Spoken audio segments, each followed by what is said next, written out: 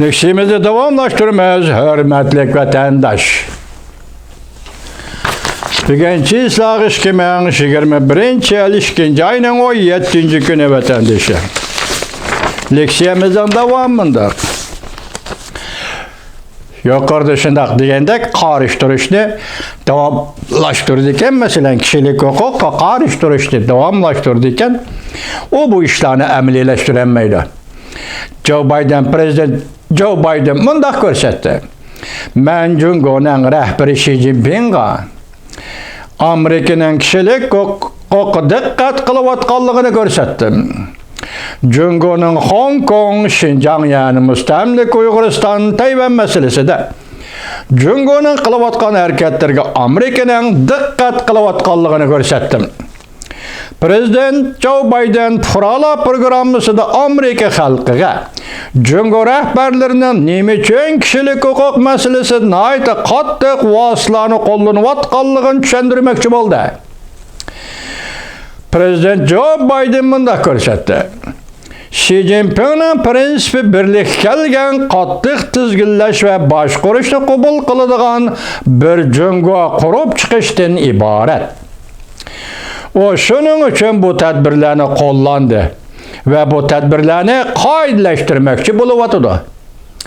Demek Cungo bir Cungo kurup çıkışın birlik kelgen bir Cungo kurup çıkışın ya ki bizden tilimizde Xitay milletçiligi dairesi bir devlet kurup çıkışın tirişçallık görüstüvatıdı. Onun bu prensipi şunun için Cungo bu tedbirlerini açık aytkanda Uygurlarını nazarband qilish tedbirlerini kullandı ve bu tedbirlerini kaidleştirmekçi buluvatıdı.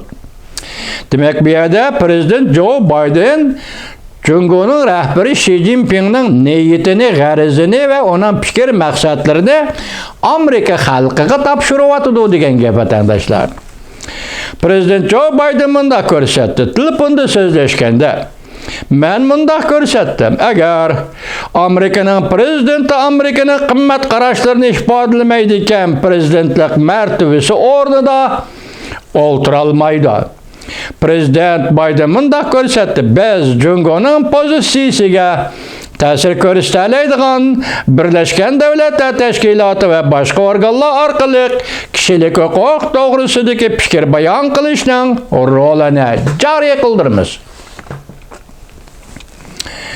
Prezident Joe Biden mundaq ko'rsatdi. Xi Jinping men bu nuqtani tushunaman dedi. Her bir devlette qoida nizam buludu. Qiliblaşqan medeniyet buludu. Ula yani Grejdanlar öz devlet rəhbərlərinin bulağa əməl qilishini tələb qılıdı.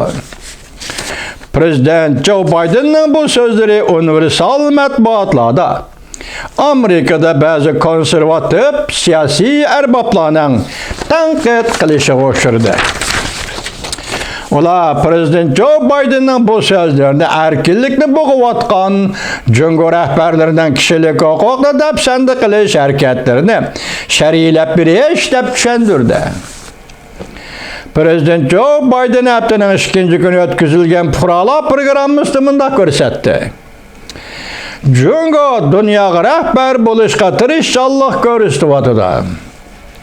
Eğer ulanın yani Cungoluklarının haddi hareketleri kişilik hukukun negizlik prensiplerine xilaf boladiken ula yani Cungolukla bu nişanını işe aşıralmaydı. Amerika Cungo devlet rəhbərləri ötken haftanın 3. günü yani 2. ayının 16. gün telefonda sözleşti.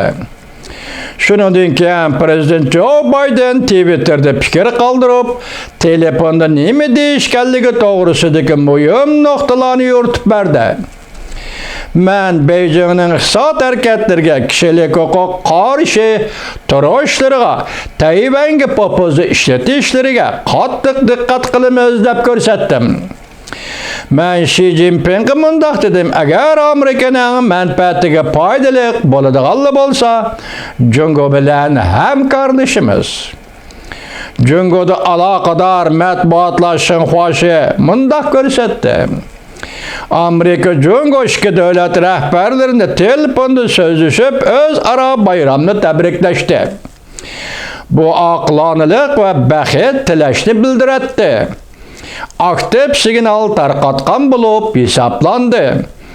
Xinhua xabarda Prezident Joe Bidenning Xi Jinpingga izhorlab, Jungo iqtisodiy siyosatining adolatsizligi va kishilik huquqni dafsanda qilganligi to'g'risida nima deganligini Xinhua eg'izga olmadi.